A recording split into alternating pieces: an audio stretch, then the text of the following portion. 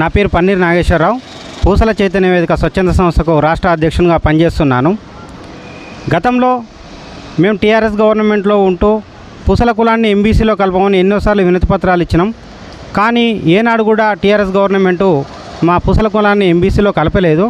అందుకు వ్యతిరేకంగా మేము ఇందిరా పార్క్ దగ్గర గవర్నమెంట్కు వ్యతిరేకంగా నిరసన దీక్ష చేసి ఏ కుల సంఘం చేయని పని మేము చేసి ఆ గవర్నమెంట్కు వ్యతిరేకంగా పోరాటం చేశాం. అది గుర్తించిన తెలంగాణ రాష్ట్ర కాంగ్రెస్ పార్టీ పిలిపించి పూసల కులాన్ని ఎంబీసీలో కలుపుతాము, ఆ ప్రత్యేకమైన రిజర్వేషన్ కేటాయిస్తామని చెప్పి ఎన్నికల హామీలో పేర్కొన్నారు. అయితే ఇప్పుడు ఉన్న రాష్ట్ర గవర్నమెంట్ మేము కోరేది ఏంటంటే, పూసల కులం అత్యంత వెనుకబడిన కులము. పల్లెటూర్లలో ఎస్సీ ఎస్టీ మైనార్టీ ఇళ్ళ దగ్గరికి వెళ్ళి గాజులు అమ్ముకొని జీవనోపాధి చేసుకుంటున్నాము. అయితే ఈ కార్పొరేట్ వ్యవస్థ వచ్చినాక పూసల కులానికి సంబంధించిన జీవనోపాధి కరువైపోయింది. గల్లీకొక గాజుల షాపై పూసల కులం జీవనం చింద్రమైపోయింది.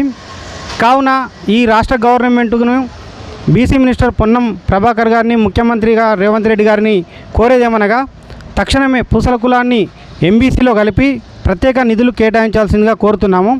అలాగే విద్య, ఉద్యోగ, రాజకీయ రంగాలలో 10% రిజర్వేషన్ కల్పించి సంచార జాతిలో సమానంగా మాకు ప్రత్యేకమైన రిజర్వేషన్లు ఇవ్వాలని కోరుకుంటూ సెలవు తీసుకుంటున్నాం. జై పూసల, జై జై పూసల.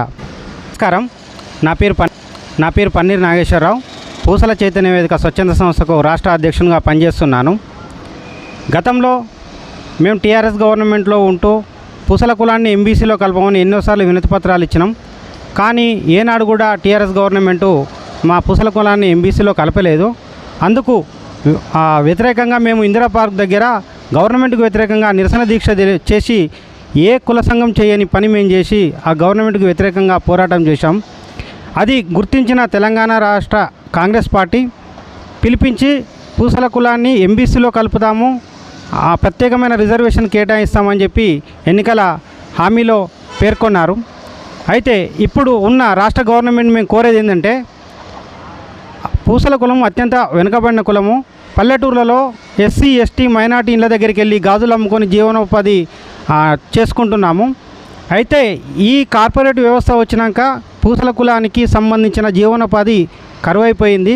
గల్లీకొక గాజుల షాపై పూసల కులం జీవనం చింద్రమైపోయింది. కావున ఈ రాష్ట్ర గవర్నమెంట్ను బీసీ మినిస్టర్ పొన్నం ప్రభాకర్ గారిని, ముఖ్యమంత్రిగా రేవంత్ రెడ్డి గారిని కోరేదేమనగా, తక్షణమే పూసల కులాన్ని ఎంబీసీలో కలిపి ప్రత్యేక నిధులు కేటాయించాల్సిందిగా కోరుతున్నాము.